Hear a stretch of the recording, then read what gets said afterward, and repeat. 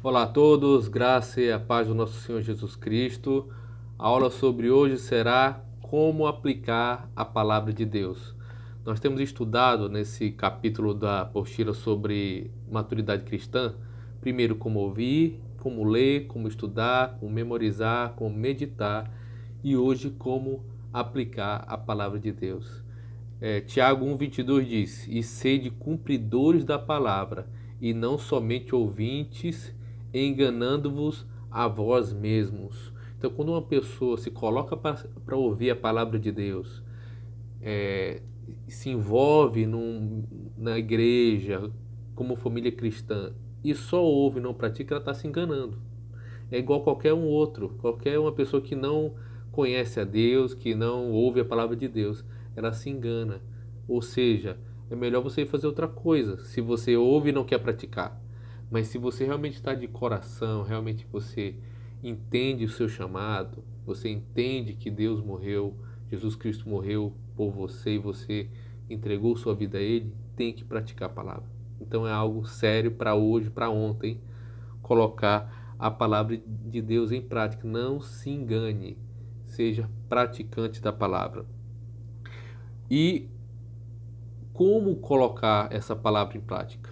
Como colocar? Existe um princípio, ou um princípio chamado princípio da ponte, está na apostila, e diz o quê? Primeira coisa, você tem que interpretar essa palavra. Então você vai ler, vai entender o que ela significava para as pessoas da época, né? O que ela significava para as pessoas da época.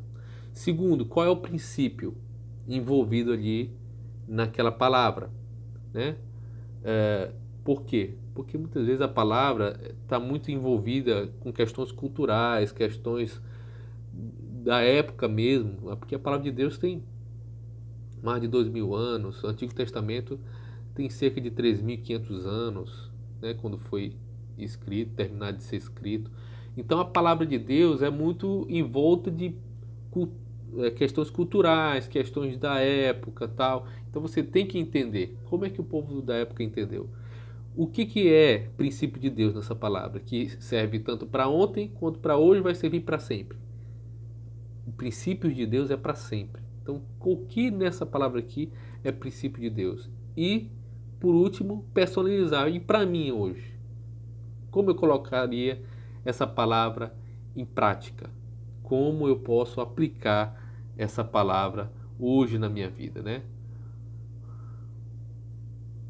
Então, vamos ler um texto aqui que está em 1 Tessalonicenses 4:3, para a gente ter mais ou menos uma ideia de que eu estou falando aqui. 1 Tessalonicenses 4:3. Vamos ler a partir do versículo 1. 1 Tessalonicenses capítulo 4. Diz assim: Finalmente, irmãos, nós vos rogamos e exortamos no Senhor Jesus que, como de nós recebestes, quanto à maneira, porque deveis viver e agradar a Deus, e efetivamente estáis fazendo, continueis progredindo cada vez mais. Porque estáis inteirados de quantas instruções vos demos da parte do Senhor Jesus. Pois esta é a vontade de Deus, a vossa santificação, que vos abstenhais da prostituição. Então, qual era o contexto envolvido aqui? O que eles entendiam nessa época?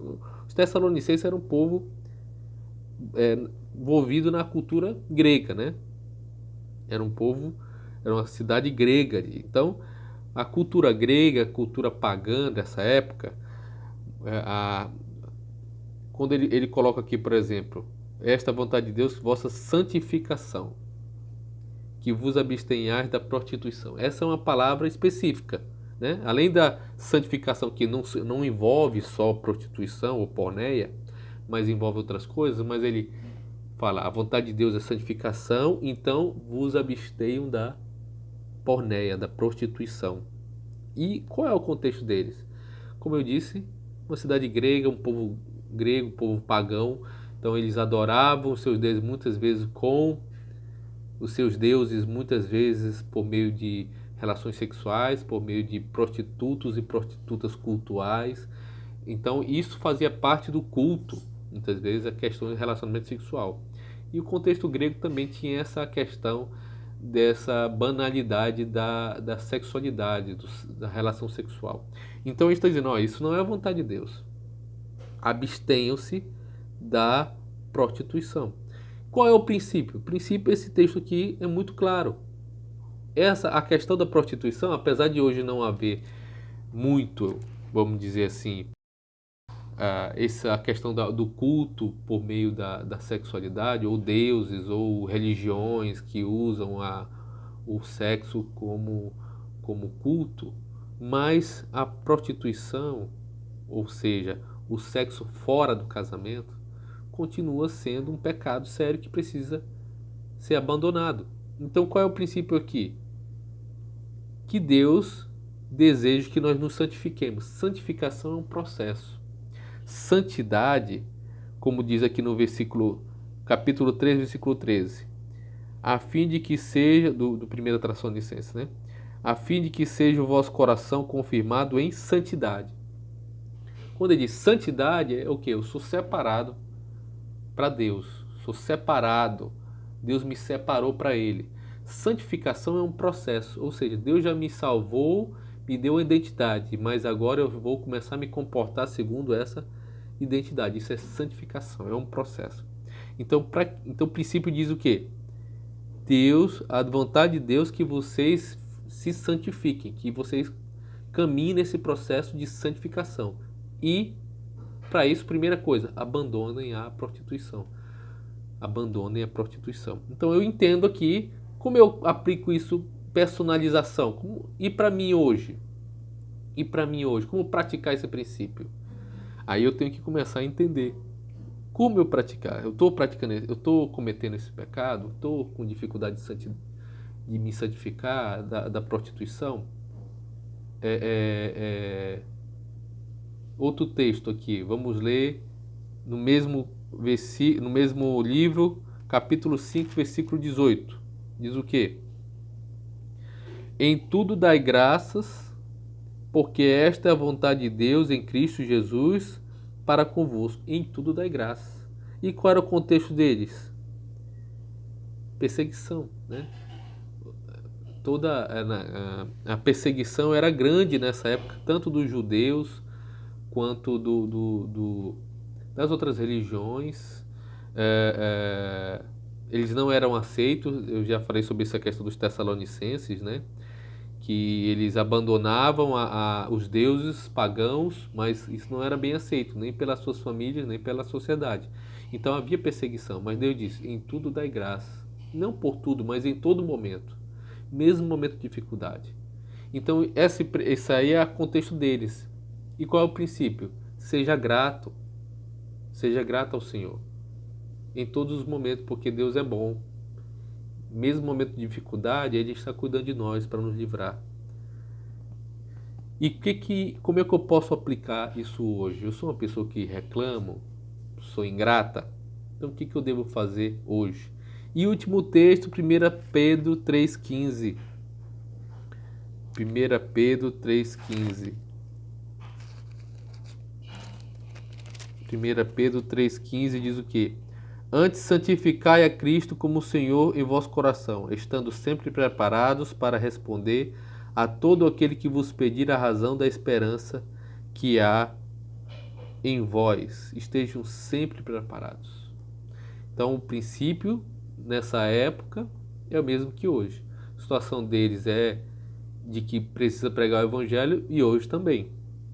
Então, o que eu preciso fazer para estar sempre preparado para responder com mansidão e temor a todo aquele que vos pedir a razão da esperança que há em vós? Como eu posso fazer isso? Então, 4 etapas ou 4 marcas de um bom projeto de aplicação. Então, vamos pegar esses 3 textos, né? Primeiro fala sobre santificação, se abstenha da prostituição, de outras questões que você entende que não é da vontade de Deus. Seja grato, em tudo dai graças, 1 Tessalonicenses 5,18, e 1 Pedro 3,15, estejam sempre preparados para responder quando lhes pedirem a razão da esperança que há em vós. Então, 4 marcas de um projeto de aplicação. Como criar um projeto para aplicar essas vontades do Senhor na nossa vida? Primeiro, esse plano tem que ser pessoal, é para mim. Não pense em outras pessoas, não fale, fulano precisava, olha, eu vou fazer junto com o fulano que ele precisa também. Não. O plano tem que ser pessoal, é um projeto pessoal. Você tem que entender primeiro, eu necessito disso. Eu necessito. É um plano para você. Segundo, é prático. Exige uma meta, um objetivo. Então, qual é a meta? Por exemplo, do primeiro texto, abandonar a prostituição. O objetivo maior é santificação, ser semelhante a Cristo. O que eu preciso fazer hoje? Abandonar a prostituição. O que eu tenho que fazer? Né? Então eu já sei qual é a minha meta, abandonar a prostituição. O plano tem que ser possível. eu vou abandonar, vamos dizer assim, eu vou fazer isso em um dia. Eu vou criar um plano que uma semana eu já não tenho mais esse problema. Então, tipo assim, você tem que ser coerente e realista com a sua realidade. Às vezes você está num problema, às vezes, por exemplo, a pessoa é viciada em drogas, um exemplo. Ela já está viciada há muito tempo. E ela, não, eu vou continuar me relacionando com as mesmas pessoas, vou continuar andando nos mesmos lugares, vou tentar evangelizar os meus amigos que usavam droga, que usam droga. Não, seja coerente. Você precisa abandonar o vício. Qual é a sua realidade? O que você tem que fazer? Qual é o prazo? Então entenda que é pessoal. Segundo, coloque metas. Por exemplo, metas. Eu quero abandonar a prostituição. O que eu tenho que fazer? Eu tenho que parar de ver certos programas, certos vídeos. Eu tenho que parar de me encontrar com fulano. Eu tenho que orar todos os dias nesse sentido. Eu tenho que procurar alguém para me acompanhar. Quais são as metas que você tem que alcançar? Coerente dentro da sua realidade. E qual é o prazo que eu quero fazer isso? Senhor, eu quero o quanto antes, mas eu vou botar aqui 2 meses, 3 meses. Eu não sei. Ore a Deus nesse sentido. Qual é o plano? Qual é o projeto? Por exemplo, de ser grato, de parar de ser ingrato, de se reclamar. O que eu tenho que fazer? A minha meta? Como é que eu posso alcançar esse objetivo em quanto tempo?